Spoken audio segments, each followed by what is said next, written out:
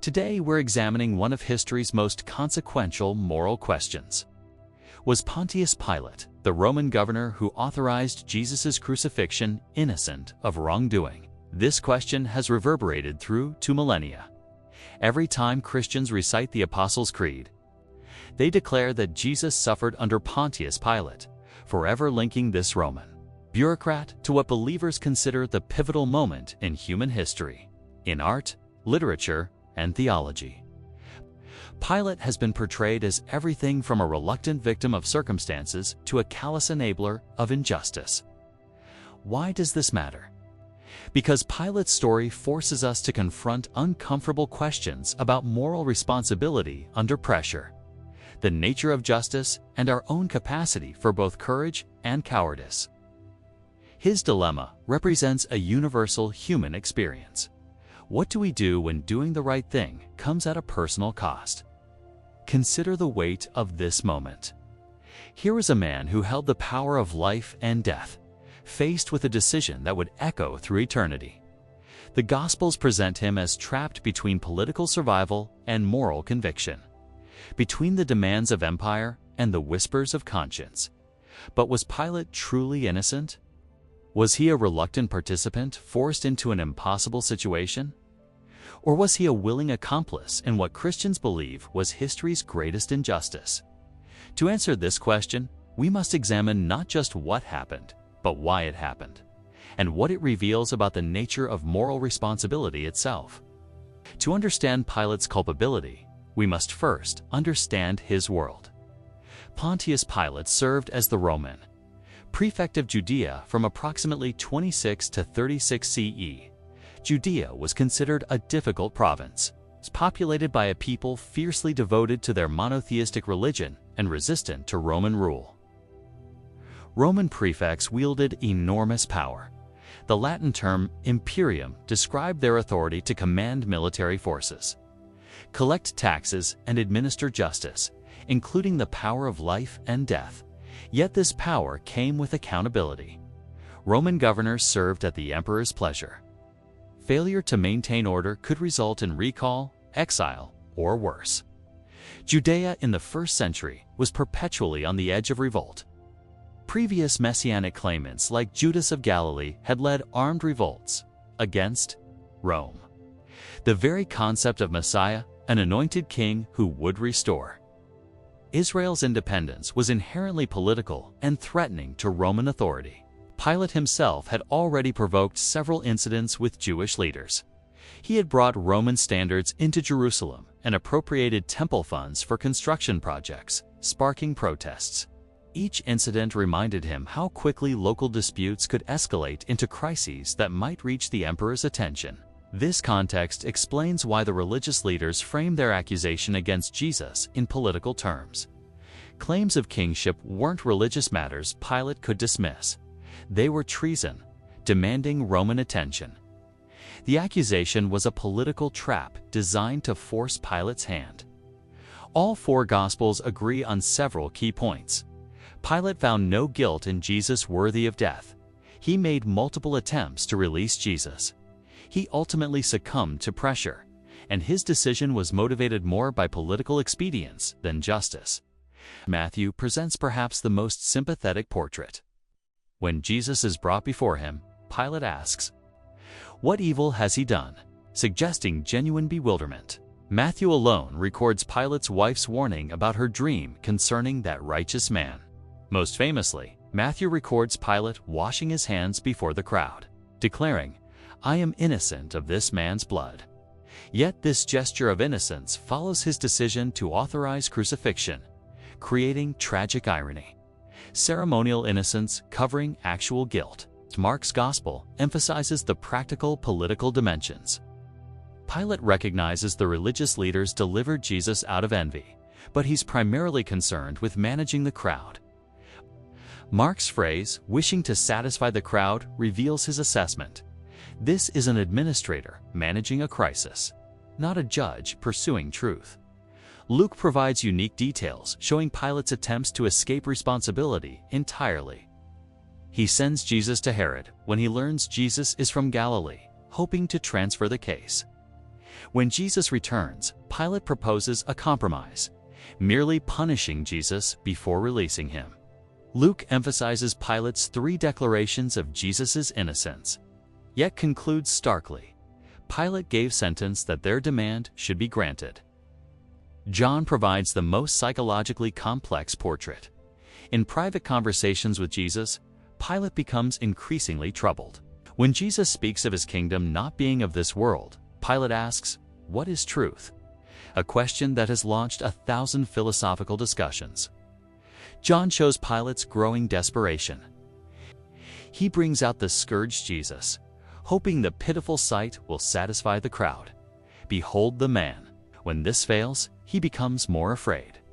The climax comes when the crowd threatens his political survival. If you release this man, you are not Caesar's friend. John records that when Pilate heard this threat, he immediately brought Jesus out for final judgment. Jesus' words to Pilate become crucial. You would have no authority over me unless it had been given you from above. Therefore, he who delivered me over to you has the greater sin. This acknowledges Pilate's guilt, while suggesting degrees of culpability. The strongest argument for Pilate's innocence rests on the impossible political situation he faced. The Jewish religious leaders had crafted their accusations with diabolical cleverness, framing Jesus not as a religious teacher, but as a political revolutionary claiming to be king. This accusation struck at the heart of Roman imperial ideology. Anyone claiming royal status in the provinces was by definition a rebel. The threat to report Pilate as not Caesar's friend wasn't empty rhetoric. It was genuine political blackmail that could end his career, or worse. Roman history provided sobering examples of governors who mishandled provincial crises. Pilate had already had several confrontations with Jewish leaders. Another serious incident might prove fatal to his position, as the Gospels consistently portray Pilate as reluctant to condemn Jesus. This wasn't theatrical performance. He had no reason to pretend reluctance if he were eager for Jesus' death. His multiple attempts to release Jesus, his offer of Barabbas, his sending Jesus to Herod, his proposal to merely punish Jesus, all suggest genuine desire to find alternatives. His repeated declarations of Jesus' innocence suggest he genuinely believed he was authorizing the execution of an innocent man under extreme duress. Unlike the religious leaders who saw Jesus as a threat to their authority, Pilate had no personal stake in the outcome.